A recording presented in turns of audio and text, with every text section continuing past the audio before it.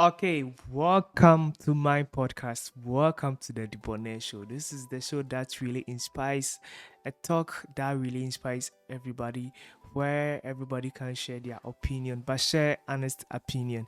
Yeah, and today we have such a wonderful person here. We have a lovely man here to share some in-depth ideas and analysis with us. I would just like him to introduce himself to us. All right, hello everyone, and thank you so much for having me on your beautiful podcast. So my name is Emmanuel. He's also Emmanuel, but for this a little differentiator, call you Emmanuel A, Yeah, and I'll be Emmanuel B because exactly. my name is Emmanuel Blay. And I'm married to a beautiful woman called Elizabeth, another EB.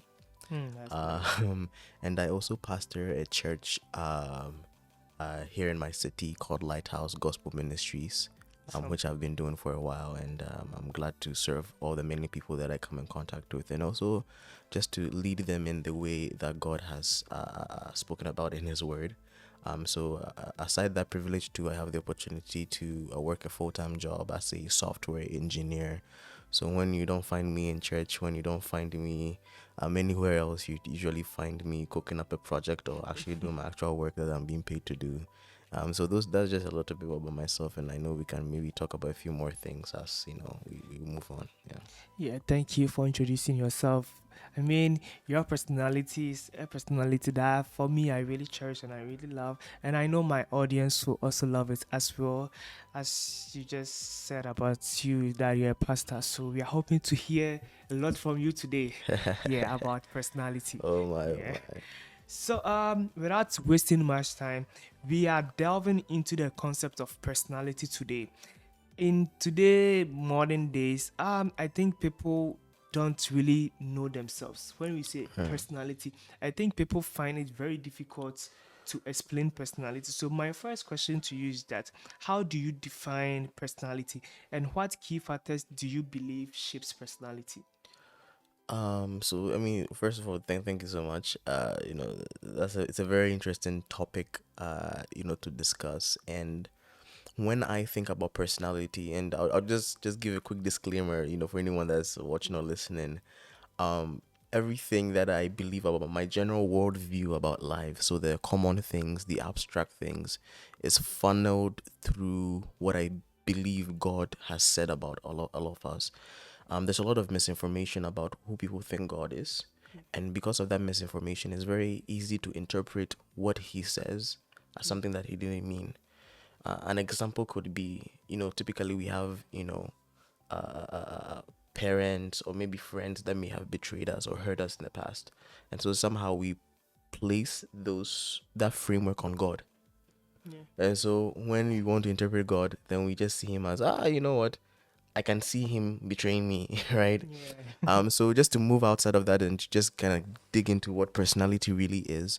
Um, Personality, I think, is this hub of everything that makes you unique, right? I'll just make a quick inference from the book, the good book, the Bible. And it talks about when God created man, He created man in His own image. He didn't say specifically Emmanuel or Emmanuel. Yeah. He didn't say specifically what he was who he was created, but He said He created all of us in His image. But the most peculiar thing about that is that the differentiating factor between you and I lies in a set of traits that you'd Okay. call your personality. Okay. So even though we are all in the image of God, but we are differently in the image Yeah. of God. You In the see image that, of right? God. Yeah. So personality would be those things that make us peculiar, Oh, the okay. things that make us unique, Mm. right? From the way you think about things, from the way you assimilate information, the way you even collect information from your environment, the way you dispense information back to your environment, the way you think about people, the way you arrive at conclusions, the way you talk, the way you Mm. walk, right? So those things form generally who you are as a person, Oh wow. right? This is so great. So, I mean, this is so good. So in your opinion, what are the most effective methods for understanding and assessing personality? I think you So just made mention of some of them, man. so if you want to like understand or assess personality, I would look at it this way. So I'll just talk a little bit about some of the things that affect people's personalities, Okay. right? So generally in our culture and just in our society, people can pull their personalities, or what makes their personalities, they can pull them or place a definition on them Okay. from certain things that they do in society. So it can be by your behavior, the things that Okay. you do. So some people, they can go like, I'm the funny guy. Yeah. I remember when I was in school, I used to like playing jokes, I did Oh make yeah. joking a lot. So that became my personality. So Mm, if there is nothing for me to joke about, then I feel like I'm useless. mm. And that's what people used to know you for. Stuff like that, right? Yeah. So people's personality can be on their behaviors, the things they do, Mm, the things they do not do. Oh, as for me, I don't do these kind of things, yeah. and they'll be like, this is the guy that doesn't Yeah. do this kind of Yeah. things. Yeah. So the day they begin to do those kind of things, then it's like, oh my You God, are not. you've changed, right? Mm-hmm. People can draw their personalities from the things they do, that is the Mm-hmm. activities. So if you're a footballer, if you're a sportman, whatever it is that you're doing, if you're a singer, whatever it is you're doing, it can be like, that's what I do, so this is who I am. And Mm, mostly you'd find that even the things they talk about, it always through that filter of what of, they do, of course. right? And most importantly, people also derive their personality from the groups they belong to. Okay. I believe that the first gift of relationship God gave us, aside from Himself, is the relationship of family. Mm, Everybody in this world, no matter where you came from, if you drove from space, yeah. by default, you came into a Mm, family. Most people have not exactly. had the privilege to know those families or relationships, but they had one, Yeah. right? True. And so because of that, foundationally, there's this fabric that allows you to draw your personality from Mm, all these kind of mm, places, including groups. So somebody can belong to a church, yeah. and everything they do in life, it has to be big from that Mm, church. Some people can belong to schools or societies, and everything they do is fashioned from mm, belonging to that, right? yeah. And so I would say it's a good way to assess your personality. Maybe as we've been talking, some people are just like, I see this way. Some people Yeah. cannot even identify anything personal about them without their Mm, family, yeah. right? So it's like, my dad is this, my mom is this, so I am this. In this year. Without those reference points, it's almost like they don't even know who They they don't know are, who they are. right? So speaking about assessing, you can use those things as a form of assessment, right? Oh, okay. I mean, those are the societal things and some of the personal things, the things that frame us. But on our in our biology, there are Yeah. other very psychological things like Mm, temperaments, right? yeah. So things like if you're phlegmatic, if you're choleric, whatever it is, Oh, yeah. there's a they're just ways that you come. But even those things are shaped. Yeah. Even our psychology is shaped, Mm, right? When I was younger, I was quieter. I find that as I'm growing, I'm changing. So I don't know yeah. which temperament I am picking up, but I know that the experiences, the groups I've belonged to, the things I have done, Mm. have brought out different varieties of my temperaments Me, that are there. just not to catch you, but what you are saying. So, I just want to ask this question: how does relationships and traits of from peers influence one's personality? They are supposed to. Mm, They are supposed to. So relationships are supposed to provide. Um, actually, let me back up a little bit because okay. I want to say something. Okay. All the things that we typically pull our personality or the way we are, what we normally reference from, Mm-hmm. those things are not supposed to be determining factors. Oh, They're supposed to be get it. contributing factors. I get it. If I'm making soup, Yeah. there are other things that contribute to the taste. Yeah. You see what I Exactly. mean? Yeah. That's what we call ingredients. Exactly. Yeah. So they're supposed to be contributing. Yeah. If there's anything that determines the soup, right? Then that would be the determining factor. Oh, okay. That means that even without the other ones, Mm. the soup will still be soup with that particular thing, To gladden with it. like water. Oh, yeah. It's a big determining factor, Yeah. right? All the other things, the maybe if you're making like vegetable soup, Mhm. if you put carrots, it's optional. It's a Exactly. contributing factor. Yes. But the thing is that it becomes a problem when the carrot becomes a determining factor Factor. and the water becomes a contributing factor. Mm. Sense. Then you've lost it. That means that anytime that you place the derivative of your personality on something that's supposed to be contributing, you run the risk of losing your personality when those things vacillate. Wow. Right? So relationships, unfortunately but fortunately, in a good way, because we are supposed to receive the best from other people. If I see something I like in you, I want to learn it. Yeah. That's how That's good mentorship. that's how good it should be. Mm. But the thing is that even the good things can end up becoming an idol, Mm. Mm. right? Can you explain that? When anytime that you see something that you like or something that you appreciate, Yeah. the human thing to do is to put it on a pedestal, right? Because you have to look up to it and go like, oh, I like that. That looks very good. But because I've placed it on that pedestal, it also runs a risk. Yeah. Because one, I don't get to be open minded about it. I don't get to scrutinize it. I don't get to ask questions about it. Right? I don't look inside and try to probe what it is. Right? One of the policies that I live by is that no matter how good a person is, I would look at and pick the best things about them. Yeah. Because when you put somebody and the best things together, Mm-hmm. right, you're not even able to differentiate when they do something wrong. Oh yeah. Right? Yeah. So even if I know, you've already said that, you look up to me. It's good. I appreciate that. Yeah. But also I would need you to challenge some things about me that you don't agree with. Obviously not in a disrespectful way. You're gonna say, you're a very stupid guy. Not in that sense. But Yeah. to look and say that, you know what, I really admire this, but why did you do this way? Not in a way to say that I don't agree, but also just like in a way of like to seek understanding. So effectively, our relationships become determining factors in our personality Okay. when they should be contributing factors. And this goes back to the book of Genesis, Okay. right? When God was speaking to man, there's a word that he used. He called them human beings. Mm. Human beings. That means that they are before they do. We are not human doings. Oh, So we okay. don't receive our personality from the things we do. Do. And that's also from the things that we are involved in. You are before you do. Oh. I'll give you one, because I cannot talk straight. I always have to Yeah, I beat get it. around the bush before I enter Yeah. the bush. You know what I mean? It's an example of personality. Yeah, I want to give an example. So there's a story in the Bible about this wonderful king called David, right? The father of the wisest man, Yeah. Solomon. His personality, you would not understand it if you tried to tag it to something he did. Mm. Because at a point in time, the guy was a shepherd. Yeah. But his whole life, he didn't remain a shepherd. Mm. So David never went and says, you know what, I am a shepherd. Are you looking for a shepherd? No. Yeah, yeah, true. There were days he also played his instrument, his musical instrument. But his personality was not on that. Mm. So even when he was playing it and they threw a spear at him and almost killed him because he was playing it, Yeah.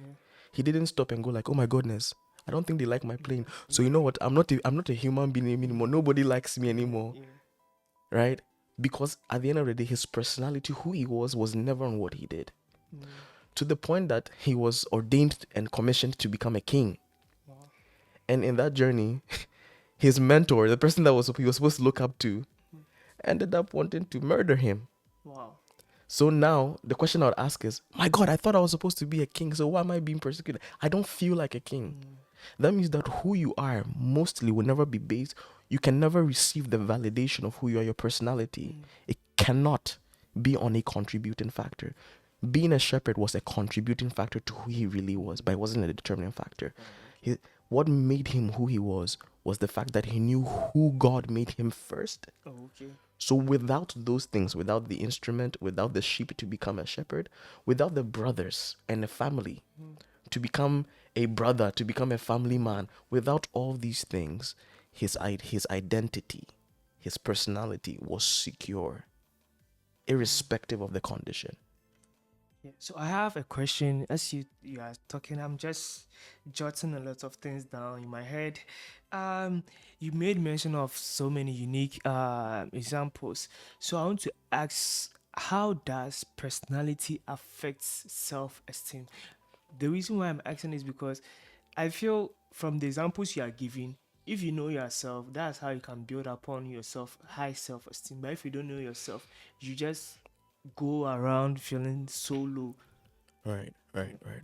Now that's a very good question because the word self-esteem really means an estimation of yourself, Mm, mm, right? If you want to go and buy something and you don't think it's worth $20, you would go like, no, this is not worth it, and you walk out. But somebody else will come there because they see it and go like, I need this thing, I yeah. value this thing.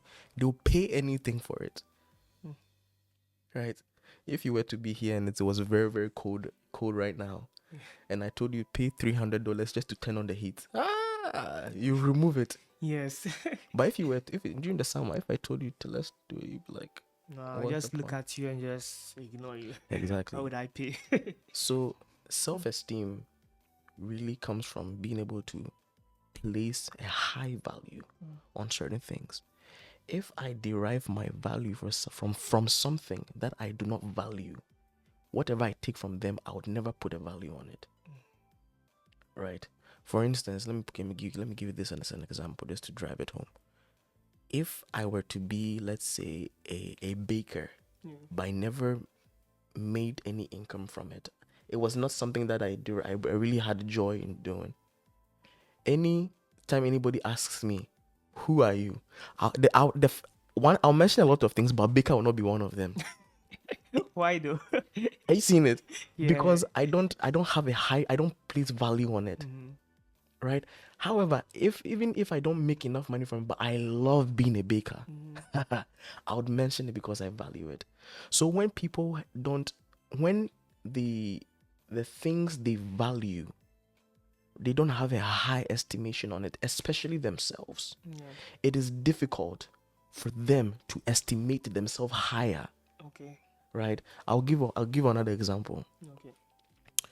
Actually, this is not an example. This is just law, right? And a lot of people know this, but I don't think we've thought about it this way. Mm-hmm. One of the commands that Jesus Christ gave, right? People were asking him, "What's the best command in the whole world? Tell us the best command." Mm-hmm. Then he says, "Love your God," right? And then he said, "But the second one to that Yeah. is love your neighbor Ask as yourself. yourself." Mm-hmm. I say, why do you put as yourself over there? That means that you can't value anything beyond the estimation you put on yourself. Mm-hmm. So first and foremost, if you love someone, you love them based either on how you value and perceive yourself. That's why there's this saying that says that hurting people hurt others. Oh yeah, of course. Easy. Exactly. Yeah, it's true. So normally when you have, it's not even I would not even use the word bad personality because experiences will shape your personality. Yeah. So bad experiences shape your personality and also shape the experience that you end up bringing out, Oh. right? So just being able to, one, understand that framework would give you a better answer to that question. Mm-hmm. That yes, indeed, people's experiences do shape them up, but they are not supposed to be the determining factors. It's supposed to just be a contributing factor. Oh. That even though it is there, if I eat it or I don't eat it, it's still soup. Then I have a question for that. So, do you think personality really affects leadership? Because the reason why I'm saying this is that sometimes we see before somebody gets into power or becomes a leader, they have different personality, but when they get into power, they are totally different. Also, like they change completely.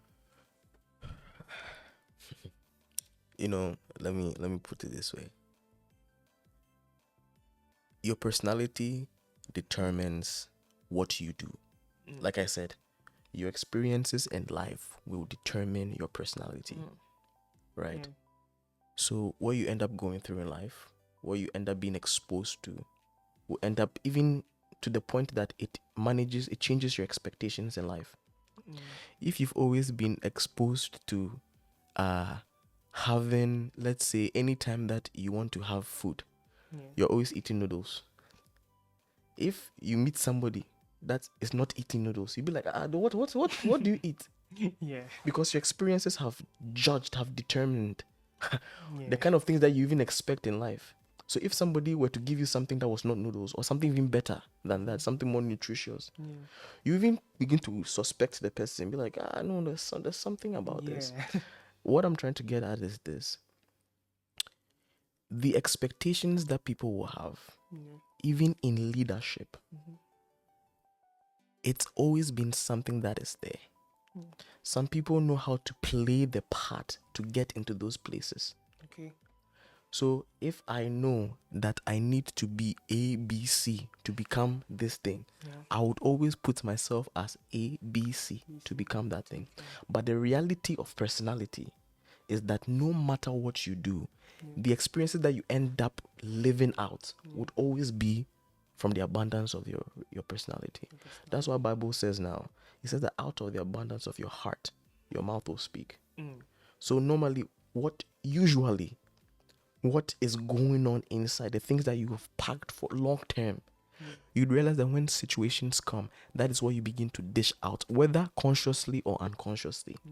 So sometimes, even when people know that there is something that they want to say but they're not supposed to say, they have to intentionally go like, this one, if I say it, I know that I would like to say it, but I have to make a conscious effort to say that, you know what, I'll not insult this brother. I will not speak like this. I would say the right thing, because maybe the estimate they have about themselves is to talk to themselves like that. So it takes a reworking. And that is why people in leadership, the most valuable asset in leadership is actually not personality, even though that's a contributing, hey, back to the word, it's a contributing factor. But the determining factor of successful leadership is actually in the people you have around yourself, mixed personalities. That's why Bible says that in the multitude of counsel, there is safety. So that means that in the multitude of the people you have around yourself, your advisors, the people that are able to chip, because the day that if you don't have a good estimation about yourself in a certain area, somebody has a good estimation about themselves that way. So whenever you want to act out of a poor image about yourself, somebody else who is well versed in that area can contribute and say, brother, sister, I think what we want to do, it is very detrimental. Can we address that? Then you think about it, you come to it, right? Because this world, we are not supposed to do it alone. Oh yeah, of course. Yeah, because as I am here, I obviously, I'm every each day I live trying to put the best personality about myself, try to build the best personality. But even in that, I still rely on the input from other people to contribute to that, so that at the end of the day, my personality is not fixed on the things that I do, because those things will come and go, but it's fixed on who I know I am, and out of that, I choose to do the things I do. So you said a lot of great things. Actually, my mom told me this, that if you want to be great, you have to surrender yourself with people with great mind, and that's exactly what you're saying. So I would, in our society, sometimes people feel very low of themselves because of the things they've been through, because of the things they were exposed to. Like some people, as you said, back in school, you used to be jovial, joke for people. I know some people who were jovial like that, and then the society didn't accept who they are. The society wanted them to be somebody else or something else, and it has affected their personality so greatly that now they can't come into the society. People are suffering from anxiety and a whole lot of things because of this.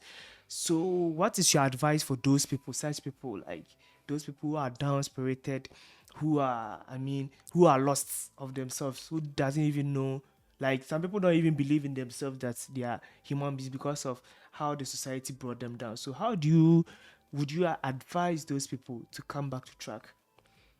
So I can speak as, just a member of society, and I can also speak as a pastor, Okay, that's right? lovely. But I would like to speak as a pastor, Okay, because there are many programs in this world. okay. There are many institutions, many organizations that have this same question: how do we help people with anxiety?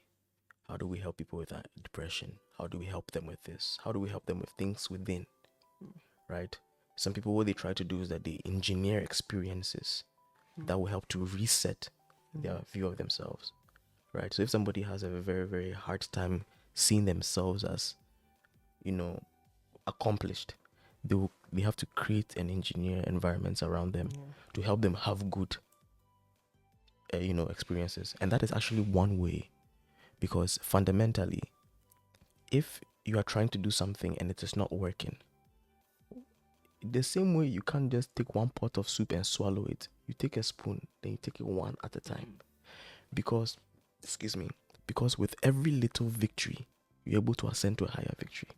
That's good. So even in any overwhelming thought of not being enough, in any thought of anxiety, sometimes it's because we have a grand idea that I need to conquer the whole world. But why don't you first start with, today I just want to lay my bed? No, think about it. You know, I remember, I think, a quote from a well-accomplished military officer.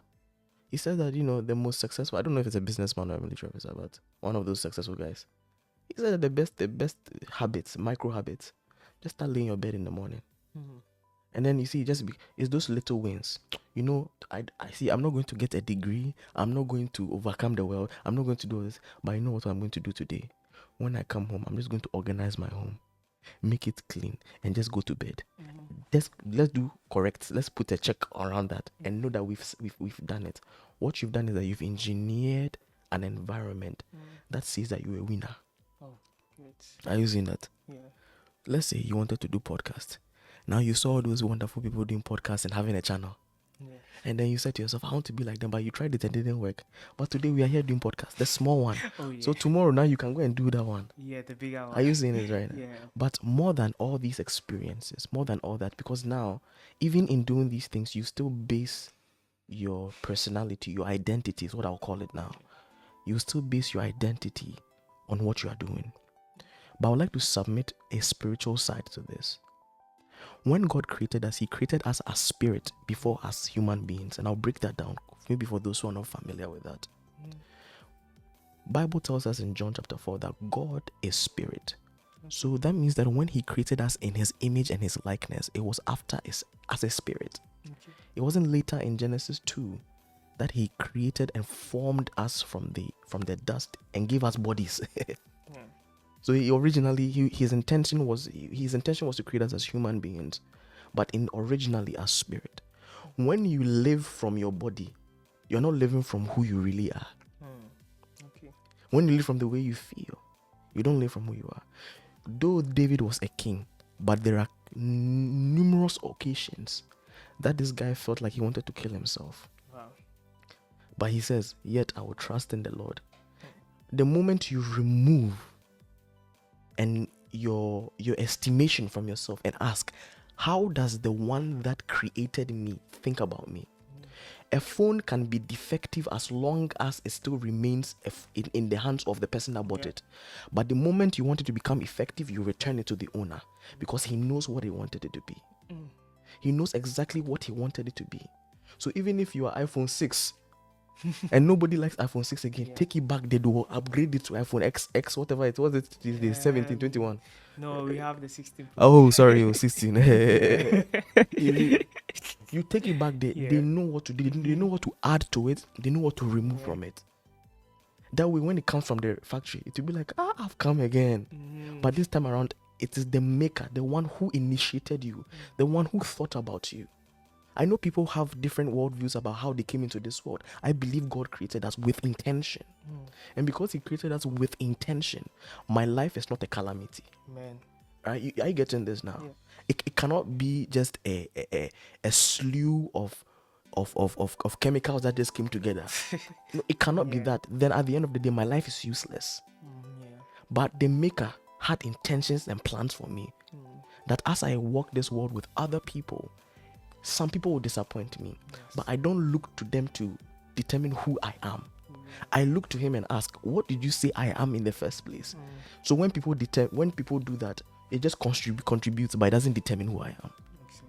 Right? So fundamentally, I would say yes. In order to win in life and to become better at what you do, help create environments around the systems around yourself to help push you into the places you want to be. But also realize that even in all those things, they just become doings. But we are human beings, and God already said that you will be. You see that now? Guys, I really like this conversation we are having today. I've really learned a lot about how to build my personality. As I said, I've always learned that to have a good personality, you need to surrender yourself with people of great mind. If you want to be among the best, be with the best, so that you can build a good personality. You wouldn't like to be a fisherman and then you go to the gardens and work with those in the farms. Yeah. So as it is like that, I know we've all enjoyed a very good session of today's episode. Our brother here has really given us a lot more than we expected, and we are so much happy. But before he goes, we would like to listen to his last words, for any words that he has for us, words of encouragement that he has for us, so that you watching us right now, if you are feeling so low of yourself, if you are feeling so bad of yourself, you can encourage yourself. I don't know. It's because it's not a question, so I don't know how to put it. But what I'll just say is just like a quick encouragement is that, one, anytime you think you are alone, that you are the only person, see, there's no experience that is original to anybody. You are not the first and you will not be the last. Right? Knowing this, you should understand and know that people have so many experiences that you can tap from. There's so many things online that you can learn from. There's so many people that you can look to and derive a direction and help in anything that you would need. But one of the things that I'll just close with, just in addition to what I just mentioned, God cares about you more than you care about yourself. God wants to see you excel and win more than you actually want to win.